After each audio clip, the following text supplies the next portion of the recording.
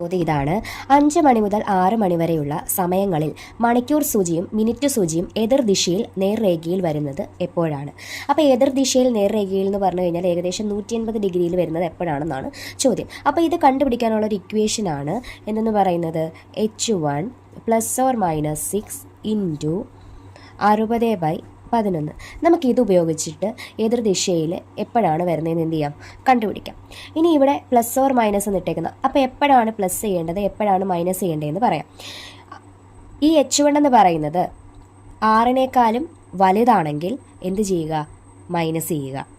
ഇവിടുത്തെ H1 6-നേക്കാളും ചെറുതാണെങ്കിൽ തമ്മിൽ എന്ത് ചെയ്യുക, പ്ലസ് ചെയ്യുക, കൂട്ടുക, എന്നിട്ട് ബാക്കി ചെയ്യുക. അപ്പോൾ ഇവിടെ നോക്കിക്കേ, 5 മണി മുതൽ 6 മണി വരെ നമ്മുടെ H1 എന്ന് പറയുന്നത് ആദ്യത്തെ സമയമാണ്. അപ്പോൾ 5 മണിയാണ്. 5 എന്ന് പറയുന്നത് 6-നേക്കാളും എന്താണ്, ചെറുതാണ്. അതുകൊണ്ട് നമുക്ക് എന്താ ചെയ്യേണ്ടത്, ഇവിടെ കൂട്ടുവാണ് ചെയ്യേണ്ടത്. അപ്പോൾ 5 + 6 ഇൻറ്റു 60/11. അപ്പോൾ 5 + 6 എത്രയാണ്, 11 ഇൻറ്റു 60/11 എന്ന് വരും. ഈ 11ഉം ഈ 11ഉം ക്യാൻസൽ ആയി പോകും. ബാക്കി എത്രയാണ്, 60 മിനിറ്റ്.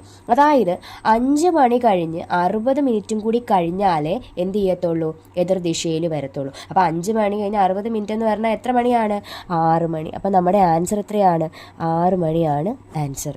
5 മണി തൊട്ട് 60 മിനിറ്റ് എത്രയാണ്, 5 മണി കഴിഞ്ഞിട്ടുള്ള 60 മിനിറ്റ് എന്ന് പറയുന്നത് 6 മണിയാണ്. അപ്പോൾ 6 മണിയാണ് നമ്മുടെ എന്തെന്ന് പറയുന്നത്, ആൻസർ.